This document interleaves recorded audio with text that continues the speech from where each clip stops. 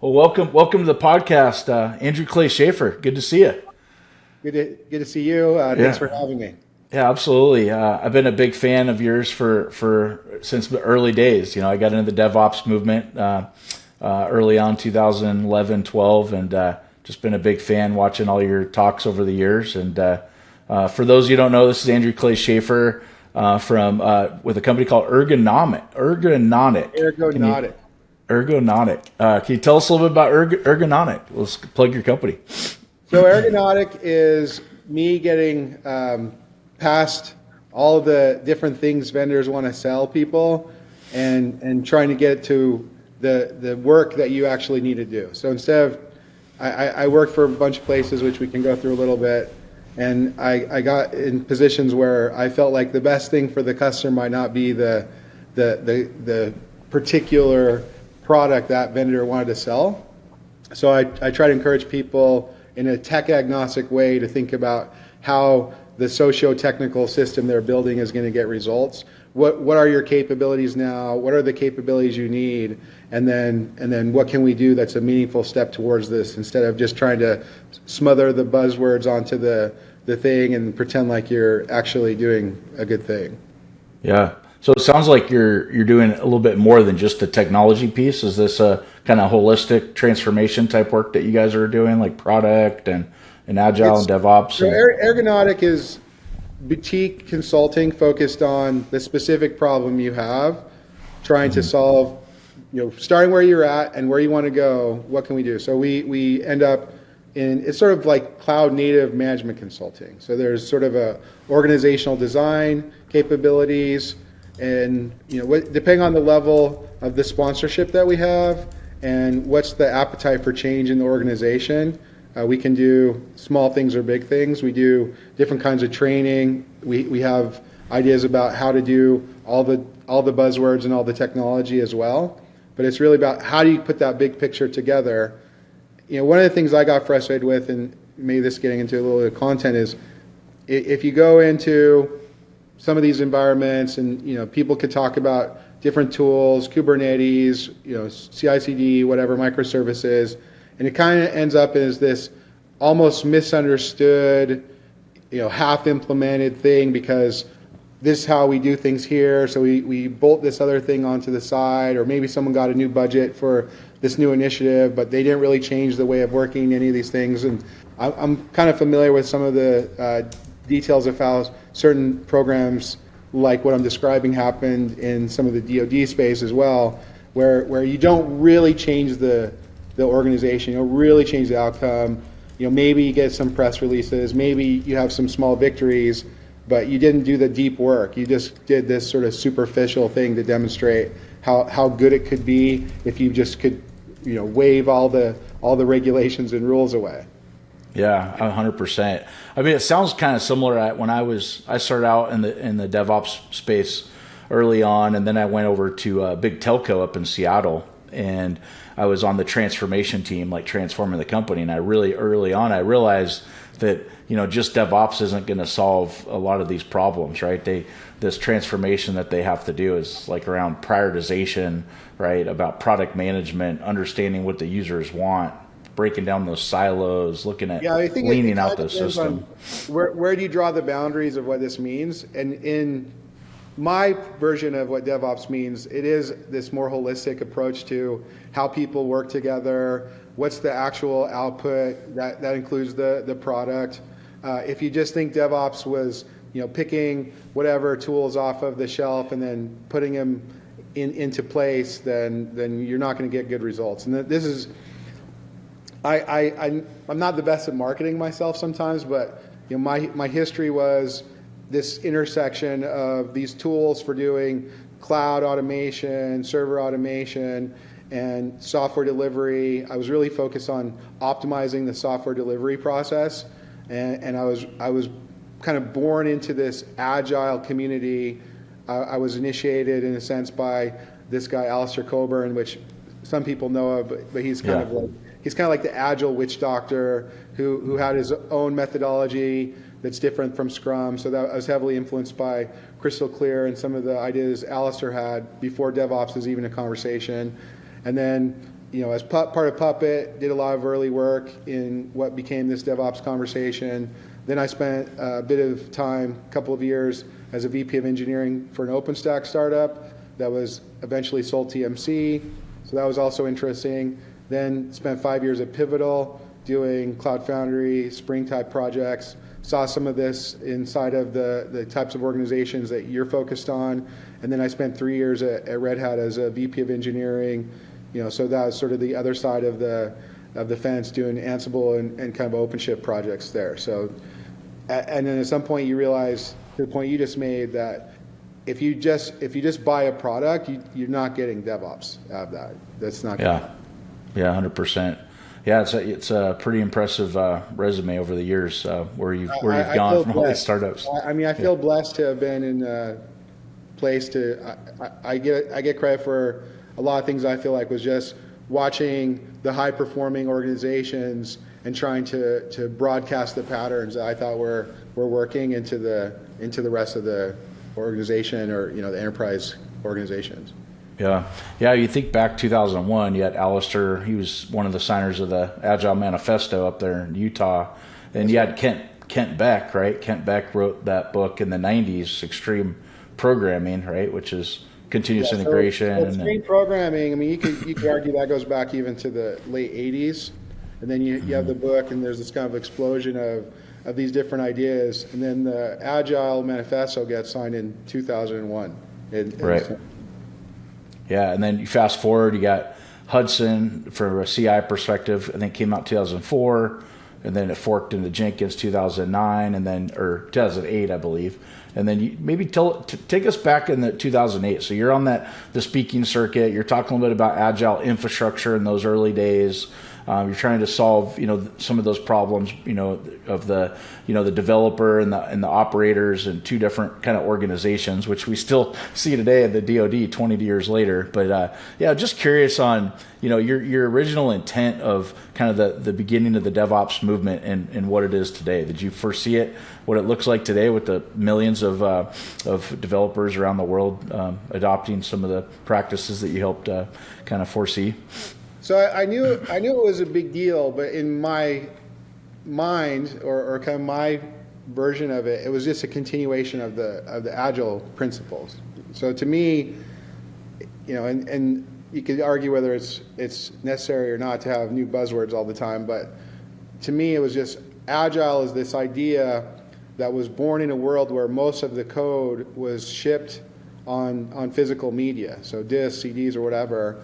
And then as you transition into this world where most of these things are delivered as a service, then if you don't have the operational capability and you're not driving down the operational burden of your own software, then you end up with these problems. Most of the people we're talking about, or the organization you work, still have to today, and most enterprises do as well, right? So there's kind of this lesson that comes from building these big web infrastructures that can be responsive, keep velocity, in this very competitive Darwinian market, and then you get into these enterprises and they have some other business, right? And they tell themselves, we're not a tech company, we're not a tech company, we're not a tech company, and then all of a sudden they have 10,000 developers on payroll, and they're trying to figure out what to do with all the messes they've been creating. So for me, the agile infrastructure conversation started from recognizing that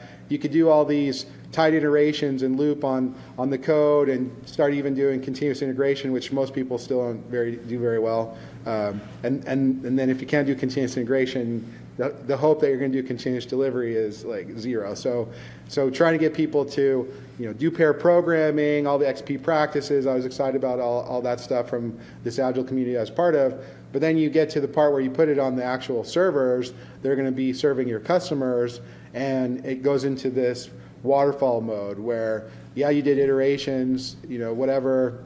I'm not a huge fan of 2-week sprints, but that's a whole nother conversation.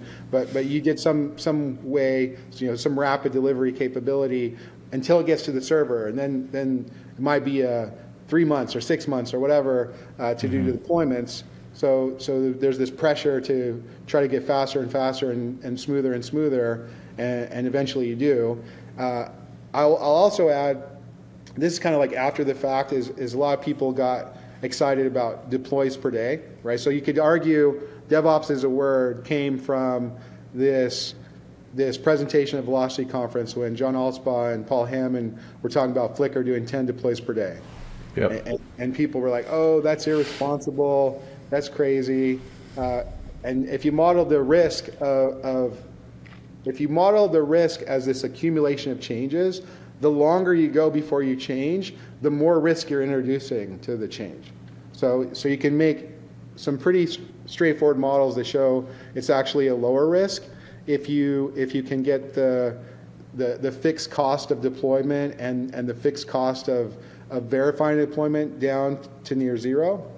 But that was where the DevOps word comes from, is watching the Flickr people. And so I was just trying to get people to do things better with the tools that I had at the time were Puppet, and recognizing all these problems that I'd have as a software developer, and then I mean, I could tell lots of stories, right? So some of them are mine, and some of them. I want to hear them. Yeah, I want to hear some stories. Yeah. Well, I mean, before DevOps was a word, and there's another level to this story, because the first time I saw Agile, I actually didn't like Agile either. And part of the problem is because the Agile that I was introduced to, which I think most people are the most familiar with, was the most watered down, weak form of Scrum that you can imagine.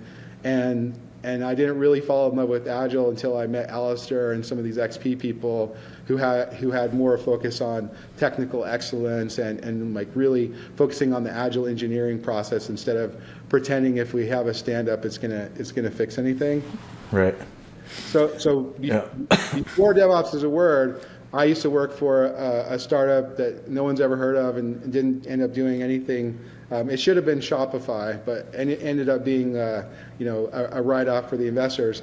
And we had this code base that was essentially it was like if-else Plinko for how every single customer's configuration was going to be, and if you didn't have the right flags in the database, like weird stuff would happen, and we would go into do the deployment, and this was in the time before everyone did these systems that you don't have to stop, right? Or like we didn't have like sophisticated canary deployments or like that kind of stuff yet. So we would do it late at night when the system traffic's going to be low, and we would try to get it to be done in an hour, and we would put these systems onto their servers, and I would take the big Rockstar or Monster can, and I would hope I didn't have to open it, like so you're sitting there, and then you see the logs, and you're like, oh man, I gotta open this can, because you just know like that's the rest of the night,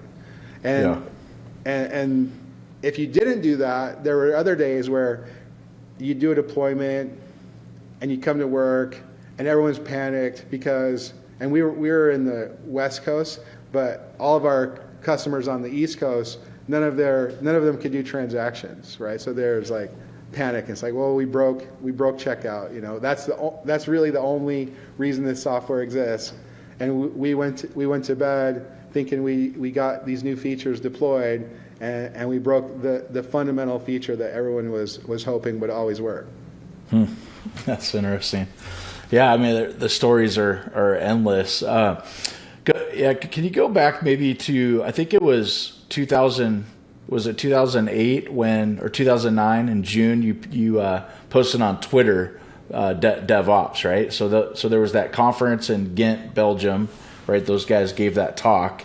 And then that was not in Ghent. So you're confusing the history a little bit. So the Ghent told me out. DevOps Days conference got its name from my tweeting about the Velocity conference. So this talk about 10 deploys per day was a Velocity conference, which was part of O'Reilly. Rest in peace, whatever. Like they don't seem to be doing conferences anymore. But Velocity was effectively this kind of big web cool kid conference. So people who were working on the Facebooks and the Googles and the Netflix or whatever, and then Flickr did this talk about how they were doing 10 deploys per day, and I was in the audience, and I started just kind of live tweeting. That's what we called it back in the day. Yeah, that was the cool thing to do back then. So then I started tagging it because the title of their talk was Dev and Ops Cooperation at Flickr, and I started putting hashtag DevOps on all these things as I was watching them, and those quotes are still there from I think it's June 23rd, 2009, something like that. Yep. And then so the DevOps Days was already being planned. It just wasn't necessarily called DevOps Days. And then the next day, Patrick's like, we're calling it DevOps Days. And it's like, okay, done. And I mean, so I met Patrick in 2008 at an actual Agile conference to tie some of these threads together. So me and Patrick met in Toronto at a big Agile conference, and I was talking about Puppet and trying to do like infrastructure as code and how you could use all these tools for, the CI/CD, the version control, whatever other kind of dev tools on your infrastructure problems. And Patrick had written a little, it's like a kind of like an article published about using Scrum to do system administration, or using kind of agile practices to plan some of the sysadmin work. And we met each other. There's like this story where I tried to set up a Birds of a Feather, and I was actually late to it, and then Patrick was there, but I wasn't there, and then we found each other later. There's like karaoke involved. It was a long night, but we had a good time. And then we really just became, I don't know, soul brothers or whatever the right word is. I really vibe with Patrick, and he's done amazing things since then. Now he's arguably one of the best voices about using some of the AI stuff that's coming out. And that tweet, or that series of tweets about Paul and John, turned into the name that now everyone's like, oh, DevOps. But I said before, I didn't really think of it as this new thing. I just thought of it as a continuation of the Agile principles applied to this domain and this workflow that was necessary for the software to have any value whatsoever, right? Because in that transition to as a service, if the service isn't running, the value of you can talk about value all you want, but if the servers aren't up, the value zero. Yeah, 100%. No, thanks, Andrew, for explaining that and help me understand so I can tell that story a little better next time. Let's pull in the thread a little bit about Agile and DevOps and Safe and Scrum and all these frameworks, right? And I'll tell you a quick story, and then I'm sure you can dive right into this. So, I was in the DevOps movement, ambassador at DevOps Institute, helping companies roll out CI/CD in those early days, 2011, 12, after you. And then I was at this telco, and they asked me to go get this thing called Scaled Agile Framework training, this SAFE training. So I'm like, okay. So I go to this class it was I think 3-4 day class to get certified, and they're going through all this stuff. They're talking about prioritization and roles and how to write requirements and a lot more than what I was used to with just DevOps. CI/CD was where I was at, right? And so it was this kind of bigger level transformation. But when they showed that big picture of Safe, they didn't even have DevOps in the picture. And I remember asking the question of the instructor, I'm like, how can you do Agile without CI/CD and DevOps? And they finally, I think the next year they started to roll it out. But maybe just kind of help our audience a little bit understand, kind of where you're at or where you see us going to move, because I think in the Department of Defense, there's still a lot of folks that are trying to roll out Safe, and then there's obviously some that are not. I'm sorry for them, and I don't know if this is a political hot button or not, but that's okay. One of the only things that I agree with Nick Shalon, I agree with more than one thing, but that he wrote this thing about how bad Safe was and how it's not.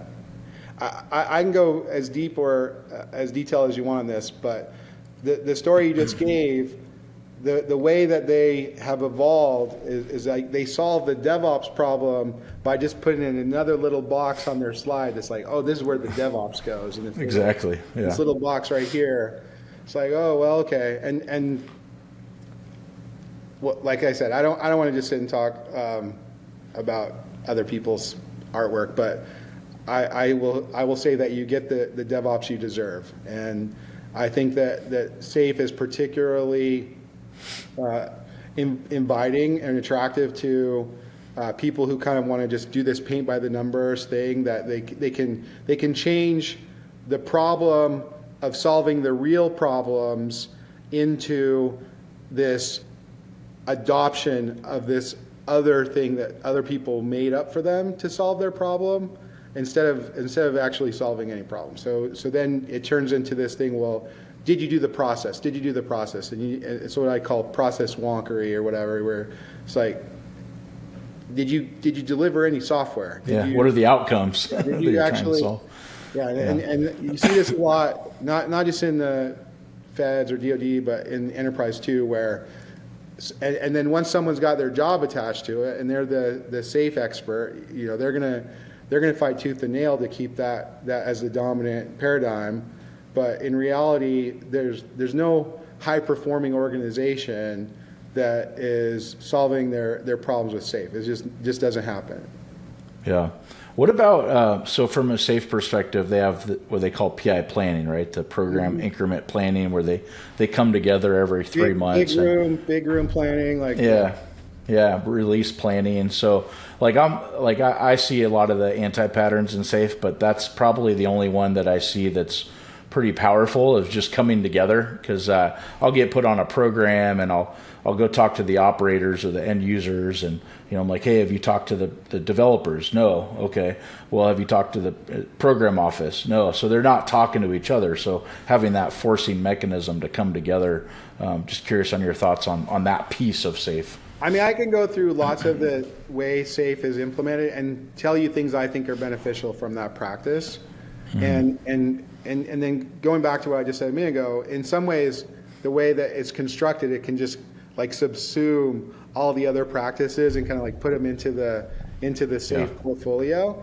But if you look holistically about what you're talking about, that particular problem, while you are getting some benefit from people talking in this one point in time as part of the process, why aren't they talking in other contexts? Why is that the right cadence for these two groups to talk together?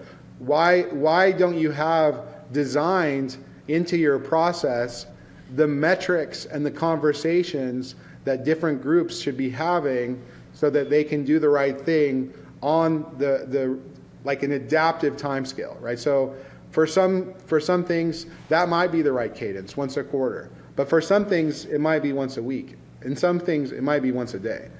And going back to my selfish interest at Ergonomic, part of what we try to help people do is design the framework of the metrics that support the conversations that you can keep these alignments. So the way I talk about this particular problem is, and this is my selfish marketing in a sense, but there's what I call delamination and disintegration in an organizational mission, right? So if you believe that you're here for some greater purpose, then you have different pieces of the organization that aren't focused on that for whatever reason, or they're not aligned to what that even means in some cases, then I will call that a disintegration or delamination. So delamination in my language here is the separation in perspective, information, goals, alignment, or whatever between the hierarchy. So if you have executives and managers and then practitioners, if they have become disjoint or misaligned in any way, that's a delamination of the organization. So you can kind of think about these layers coming apart. And you see this all the time, where someone's talking about this high level vision and strategy, and the people that are on the ground, they're just like scratching their head about how that's even a thing that they're trying to contribute to. And then disintegration is across the organizational capability. So this is the classic dev and ops problem, but you also have disintegrations between sales and marketing, or pick two capabilities in an organization, and it's possible for them to be misaligned because they have their own selfish interests, their own selfish understanding about how the work should be done, and their work is input to another group's work. And if they don't have a good feedback loop for how the work they do impacts the life or the quality of that work downstream, then they have no good way to improve or optimize for that work. So disintegrations are when you have this disconnect between the different capabilities. So DevOps is the classic canonical example, but there's lots of these, especially when you get into, DevOps aren't even a monolith either, right? So to say DevOps with like no other context is crazy, right? And you get into these other things where you have cyber technical things or cyber physical things, right? So like the people who engineer the physical things have a similar disconnect between the software people, right? And the software people at the top end of the stack have a disconnect from the system people, right? So if you don't have some way to keep alignment across and along the organization, then you end up with all these little, turbulent flows of work where one person's either not happy or not capable of doing their job because what someone they depend on did. Yeah, 100%. There's a great book out there by Karen Martin called Value Stream Mapping, and I love value stream. We do lots of different kinds of mapping exercises. Yeah, and if you look at like the 7 forms of waste, right? You got handoffs and delays are a big form of waste, and if you value stream map it out, when I was at that telco up in Seattle, we built customer journey teams. Right, so we started with the journey of the customer, like in a activating their phone in the retail store, and what does that whole experience look like? And then we reorganized around value, delivering value. So you had your marketing and your sales and your dev and your ops and architecture, everybody embedded on those teams. But in the defense industry, I see a lot of similarities there. Like one program, for example, I had a lieutenant colonel that was in charge of the contracts for the development of the software teams. And then I had another one that was in charge of the platform, the operations teams, and had some cyber teams, and another colonel that oversaw the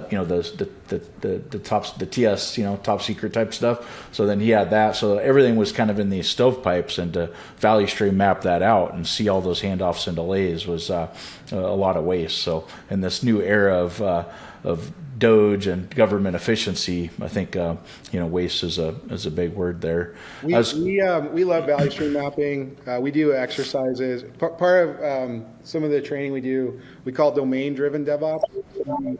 We kind of have a value stream thing that we do with the Wardley map thing. So you can think about the evolution of the value stream. So it's not just the fixed case of how can we optimize this particular workflow, but is there a better workflow we could evolve to?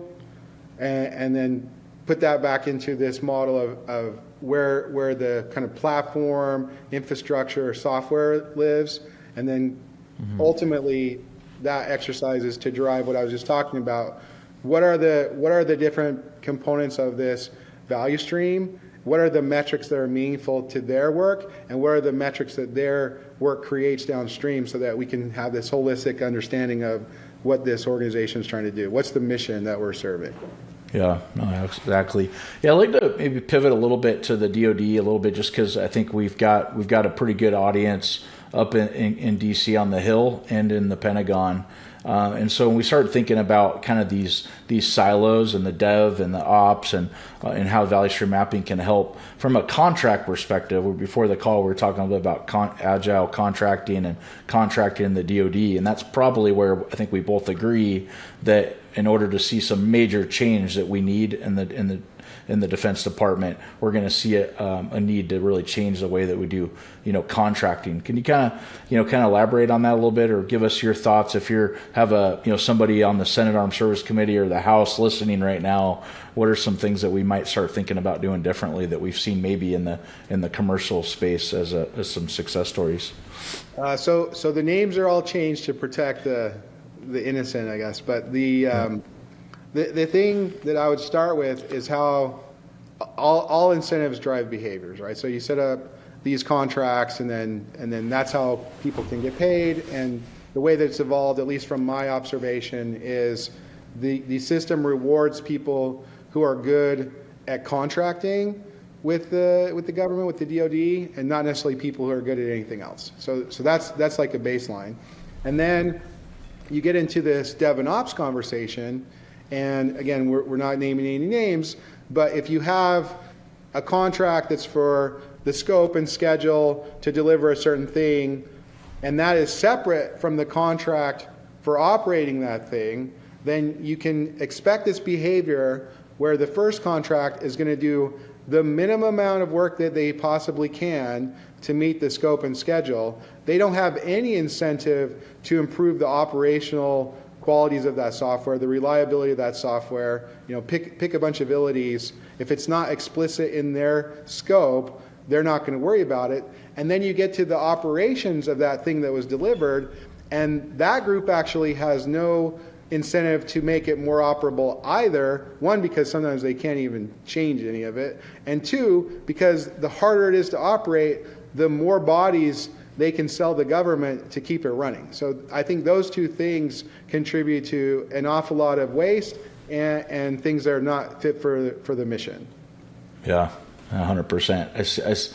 I think there's some new changes. I think Ms. Harrington just came out with the SWIFT, which is a software acquisition framework on May 1st, so 2025 here. So hopefully we'll start seeing some changes there on how they do acquisitions. And I think Trump came out with the OTAs, so the other transactional agreement. So that should start to streamline things. But to kind of peel back on that thread a little bit, as far as incentives, we have in the DoD, we have incentive and award fees that are built into the contracts.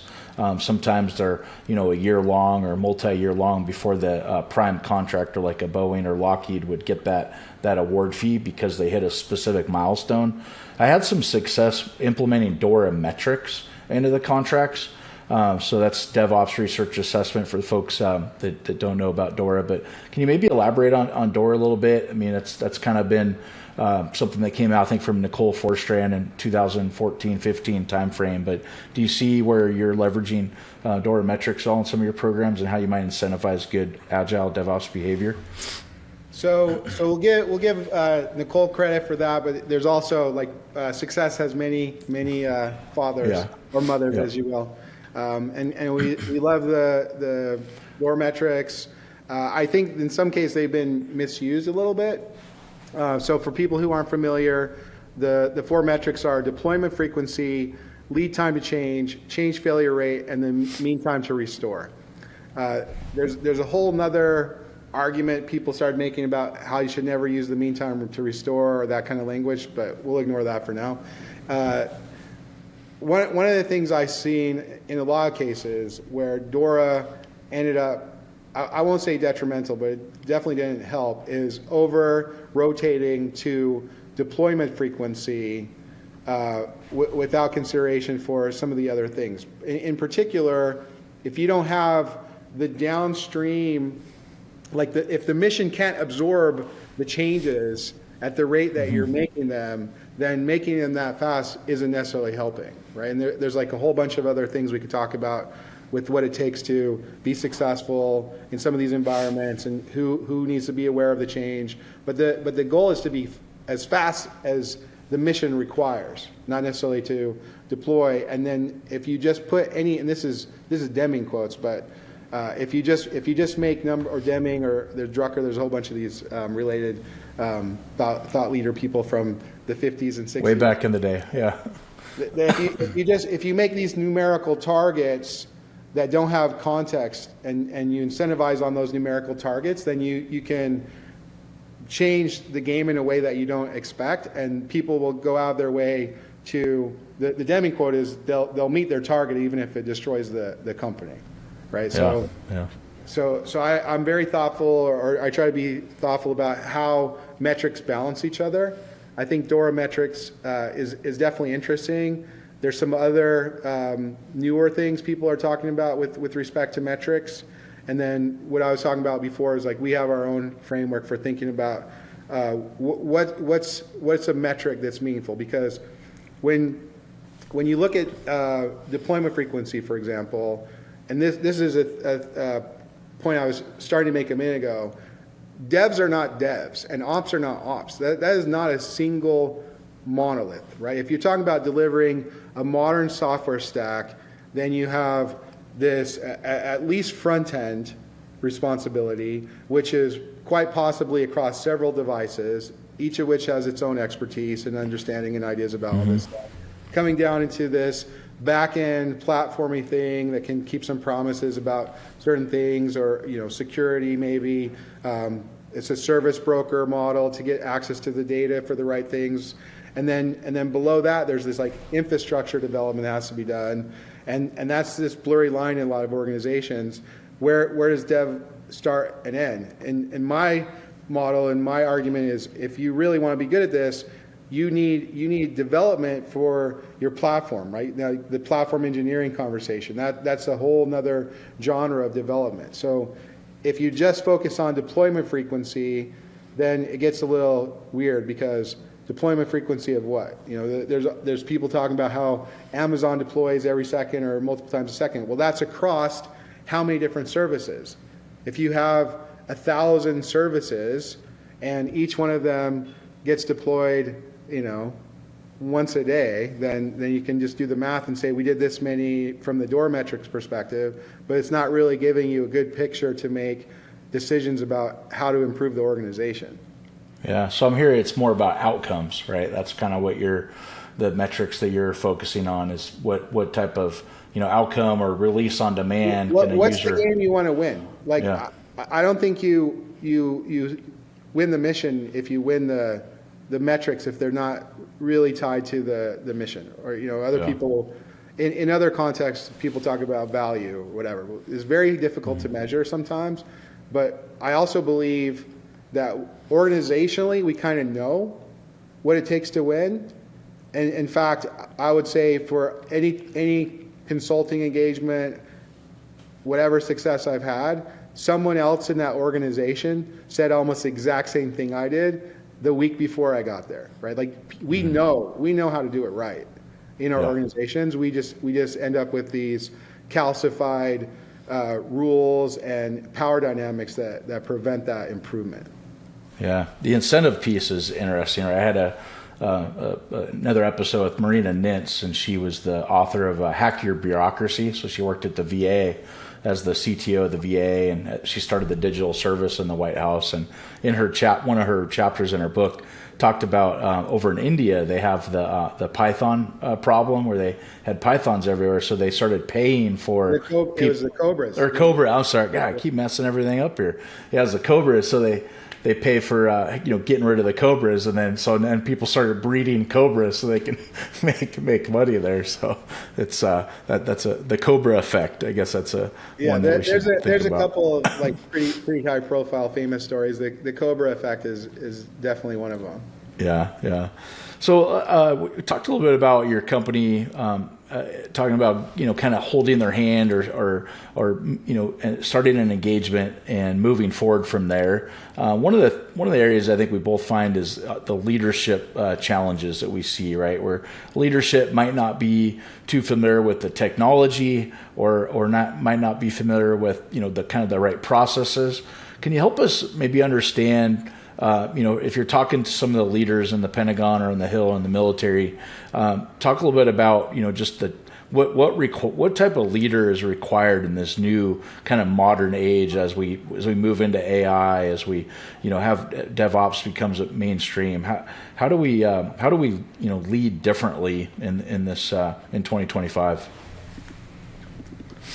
That's a great question, and I have a bunch of thoughts, but I actually want to start with some anecdotes from industry, right? So if you just look at the companies that are kind of at the top end of the Fortune 500 now, they're almost all tech companies, and they almost all, probably you could argue all, have technical understanding in the C-suite, right? So if you just go down the list of FANG companies, Google, Facebook, or whatever they've changed their names to, Meta, Alphabet, down to Netflix, Amazon, whatever. Like these are C-level executives that have concerned themselves to some degree with the technical details. It doesn't mean that they're experts in everything about technology, but they're not ignorant of it. And you go into a lot of other organizations that are really struggling with their, for lack of a better word, digital initiatives, and it might be 2 or 3 levels before the C-suite before you encounter someone who has some technical understanding. So if you don't have someone who can advocate for that technical perspective in the highest level of leadership in the organization, then you end up in this situation where you're kind of just at the mercy of whoever is the loudest or whoever is the most articulate or kind of whatever the method in that particular organization's power dynamics are for making decisions, because at that level no one can really compare the truth, right? And so you end up with this situation. You can actually study this effect that the humans prefer confidence to expertise when making certain decisions. So the engineer who is hedging about how there might be some challenges to deliver this thing will lose to the person who's very confident about their particular thing, and in some cases they're selling you something, and you can just see this dynamic play out across organizations and across time, where someone has made a big commitment to a vendor or a direction, technology, and it's clearly not working, but they have no good way in some of these organizations to admit that it's not working, right? And so then you just have to ride that bad decision, in some cases, maybe even decades, before someone has the social capital to unwind it, or it's failed. This is another thing I say.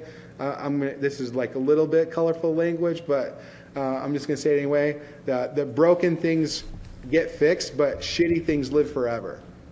That's true. Yeah. We see it in the DoD where projects keep getting funded that are not doing so well, and the projects that need funding don't get it.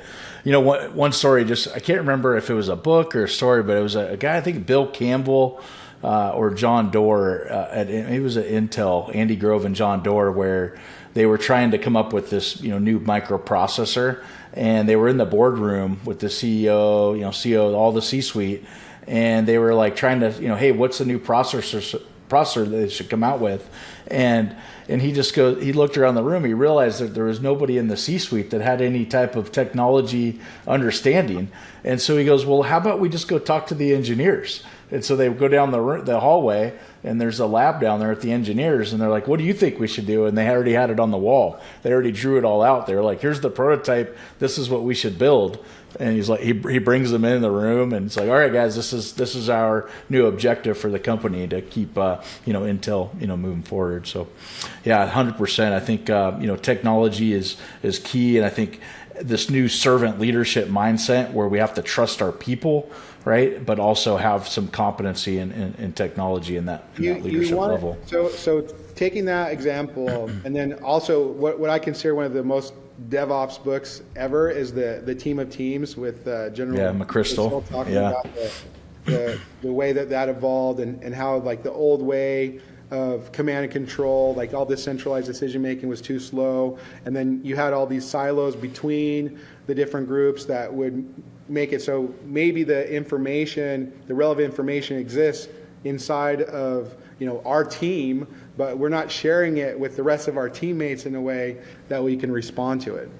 So as much as possible, you want to move decision making to the people who have the most information, the most relevant information for that particular thing. It doesn't mean that you don't want to have some centralized understanding, but if you force everything to go back through central command, it's too slow, and the decisions are often suboptimal. Yeah, no, that was a great book. He had that where he had, I think, a call every week where everybody, you could be a special operator in the Philippines or Afghanistan or Iraq, but everybody was on that call. So massive transparency. He had 6,000 operators around the world listening. Imagine if they were doing like a big room safe once a quarter. Like, is that sync enough for that particular mission? Yeah, absolutely not. Right. They need to be transparent every day. Yeah. So yeah, Team of Teams is great. The other book I love is Turn the Ship Around by Captain David Marquette. Another great book. Yeah. Yeah, absolutely. Yeah. And he talks about intent leadership, right? Of empowering his people. Yeah. So on leadership, I have some notes in the kind of stuff I talk about, because I have a model about software delivery or technical stuff that has leadership as the most critical capability of an organization. Yeah. So I won't go into all of them today, but there's like leadership, your product capabilities, your development capabilities, your architectural capabilities, and your operational capabilities. And so just pulling up my superficial notes, these are the bullet points I have for leadership. So I'll just read them real quick. Yeah, go ahead. So the first thing is creating shared purpose and vision in the organization, that you need some mechanism that gives people permission to change the rules. You want to be very mindful about how you're going to remove the unnecessary gatekeepers.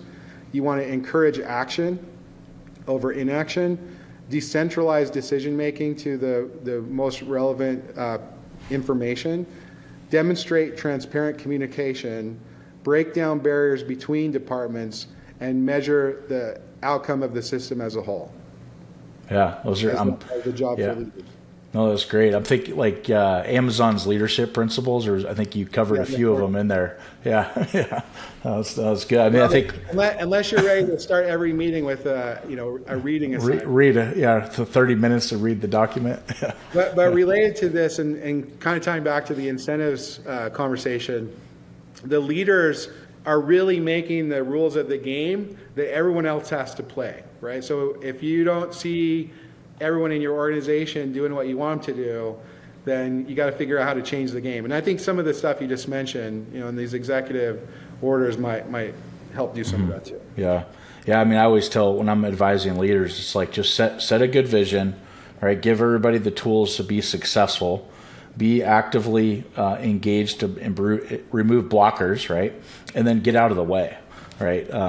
If you stick to that. But yeah, so let's pivot a little bit. We have a few minutes left here. I want to kind of talk a little bit more about just kind of where we're going in the future. So 2005 is the year of AI. I mean, I led an AI conference in 2017, talked about AI is in the future, but I think we all agree it is mainstream. It is here. And if you're not adopting some form of AI, you're going to be left behind. I guess where does DevOps maybe kind of fall short, and where do you see AI kind of with this new AI agents and DevOps automation? Where are we going? What's the next year or two look like? So again, all the definitions of these words are debatable, but I won't be the one that says DevOps is falling short. It's more about your misunderstanding or like limiting it to this thing that has to do with the CI/CD pipelines or Puppet or whatever particular tools. So I spend more and more of my time in kind of AI related conversations and doing work with AI driven tools. At the same time, there's other lessons from the past about how some of this is going to work. And you've already seen a couple interesting high profile investments in AI get backed out, right? So there's one recently about Starbucks is reversing some of their attempts to do automation in their stores. There's a big investment McDonald's made with trying to do AI in ordering, and it ended up in not in the place that they thought it would.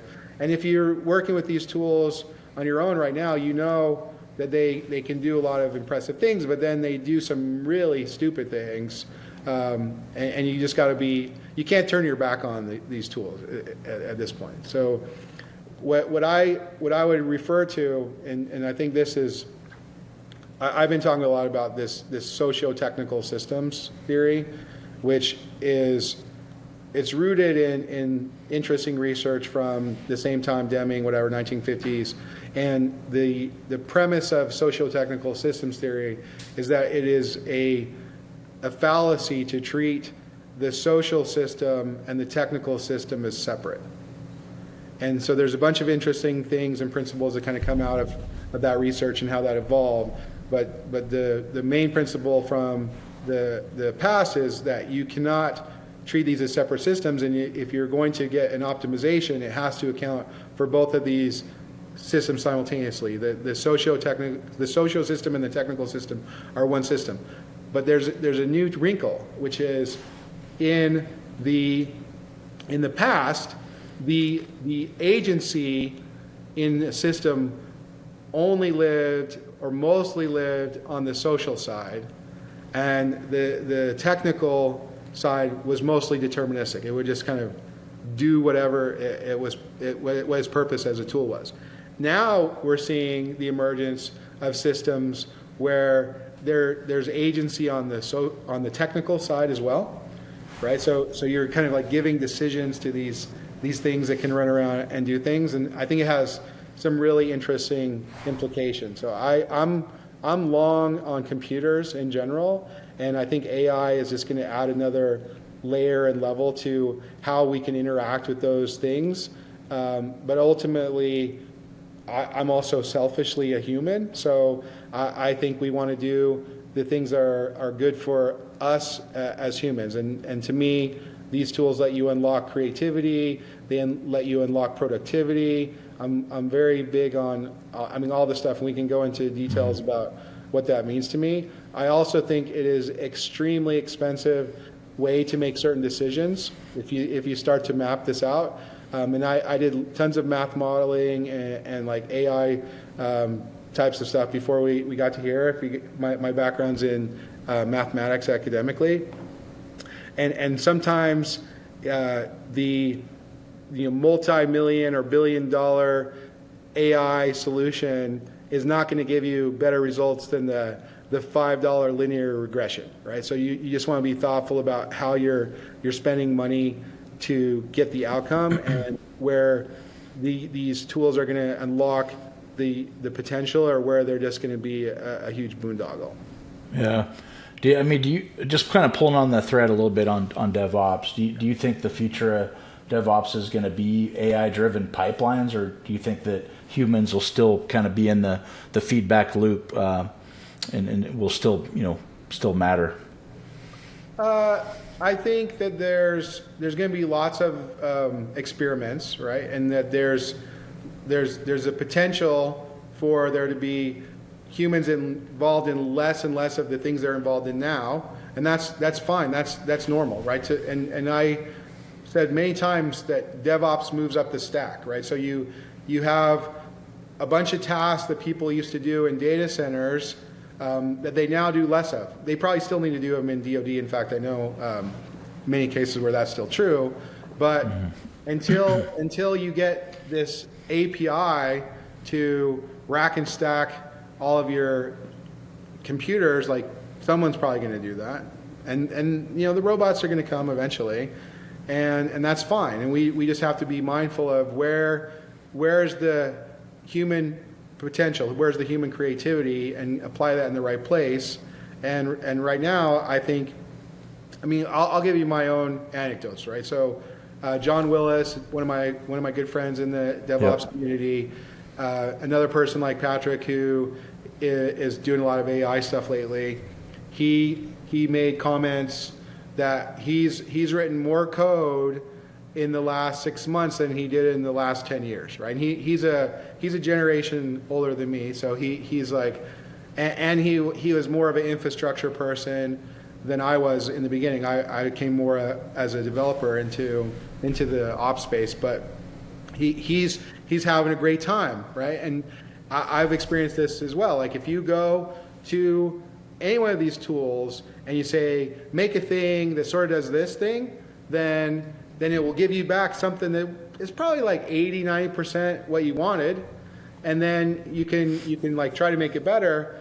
But if you're not very thoughtful about how you do that, then it'll get very frustrating very quick. So there's a bunch. I don't know who's listening, but sometimes that last 10% is really painful to get the AI to do it. And we've worked on. So I got into these papers someone made. I know the audience might not love this, but they were a Chinese research group, and they're talking about the improvements in productivity from AI tools were the best way to improve was the task decomposition, right? So the takeaway there is if you are asking for this big bang, all-in-one prompt to solve some problem, the chance that it was going to do that is very low. But if you're thoughtful about how you're going to decompose the task and you ask for these small solutions that you can then recompose or also with the help of the tools do that, then the chance you'd be successful is much, much higher. And my personal, and this is something I just gave a talk about actually, and I tie this back into OODA loop. So anyone who's listening, John Boyd. Yeah, John Boyd.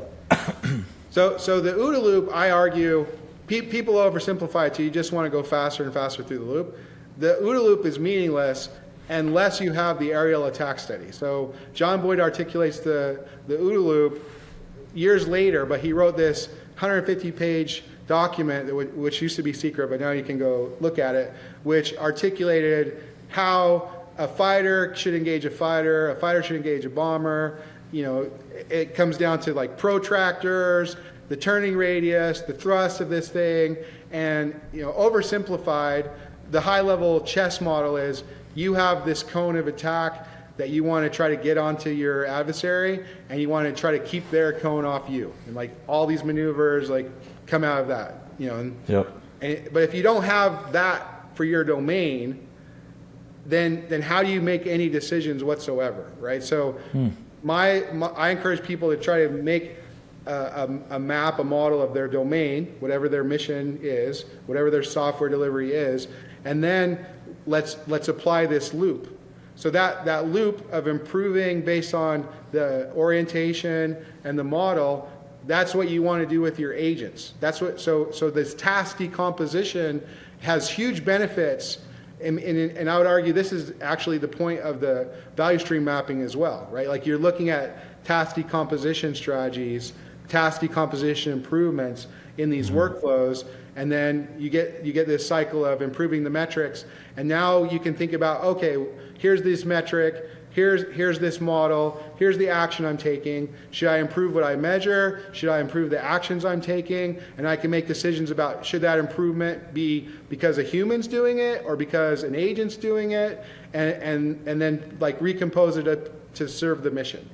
So that's I love that. I love a lot of gibberish, but that's like the mental model I have for how we can improve any of these systems. Really comes down to these cycles of feedback. Map it onto OODA or Demi, PDCA, whatever, and then okay, like get each of those, whether they're agents or humans, to optimize for that mission. Yeah, I love that. The aerial attack study and equivalent that to that unique program to have their own version of that. I was leading to my next question where I want to talk about like because I would love to bring you into the DoD on some of these programs we're working on. And I was just curious. I talk to some of them now. Yeah, no, that's great. I think we definitely need you. So if you were to be embedded in a military, digital transformation team, like right now I'm talking to a captain in the Marine Corps that's deploying out these digital transformation teams across 4 different commands.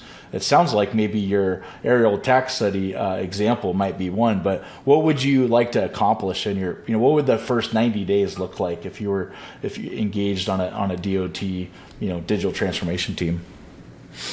90 days, you're probably going to mostly get discovery, and then the output would hopefully be like the plan of things you could improve. So I would start to get some combination of quantitative and qualitative input. So I want to see what you do, what you already measure, and then I want to talk to the people and what they're feeding into it, how they're feeling about it. Are they aligned with each other? Are they aligned with the mission?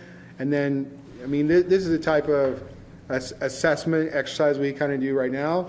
And then the output of that would be here's where we believe these workflows. That some of that would be some value stream mapping type things, Wardley mapping type things. Depending on the axis, are we looking at the big picture, or are we looking at each of these little squads? then do the kind of granularity that makes the most sense for that particular sponsor.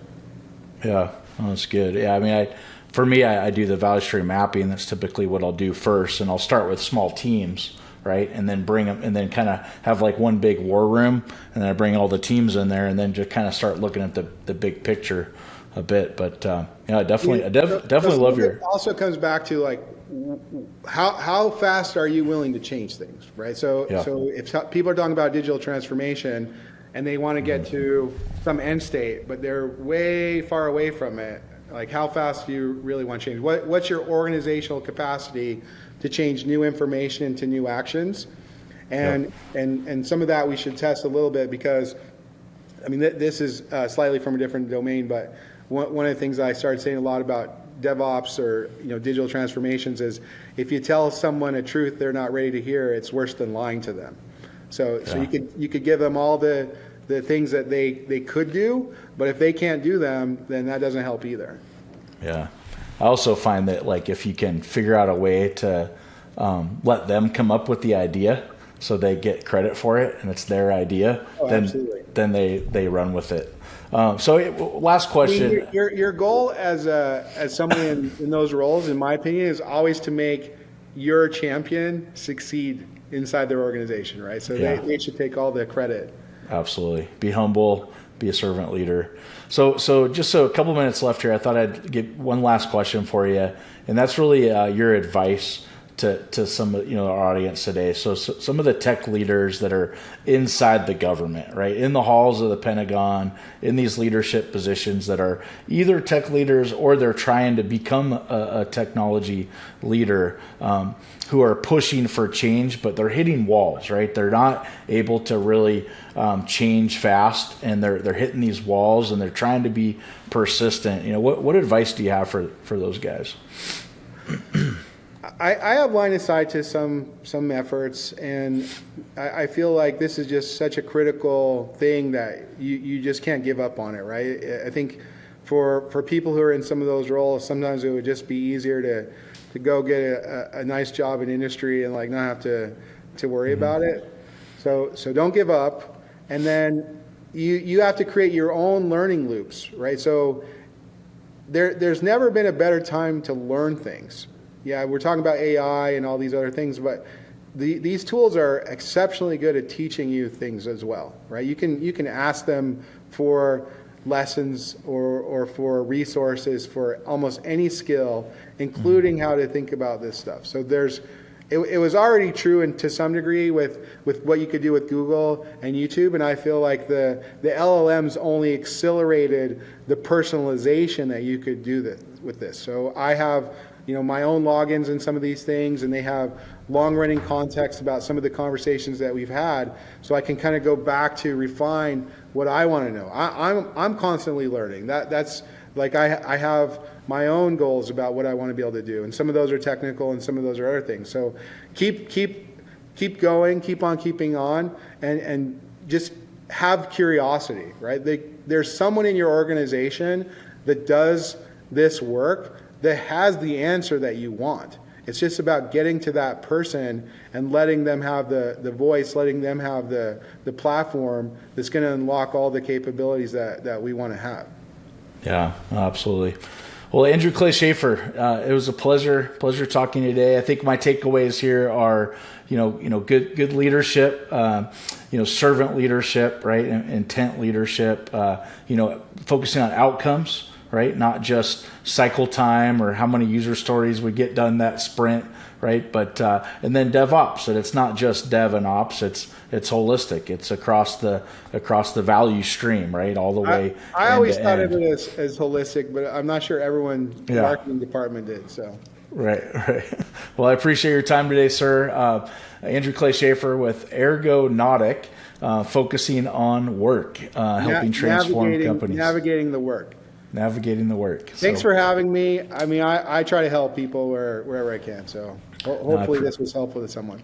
Absolutely. I appreciate it, and love to partner with you. We got a lot of exciting opportunities this 2025 in the DoD, so love to find ways where we can partner together and help our customers accelerate technology of the warfighters.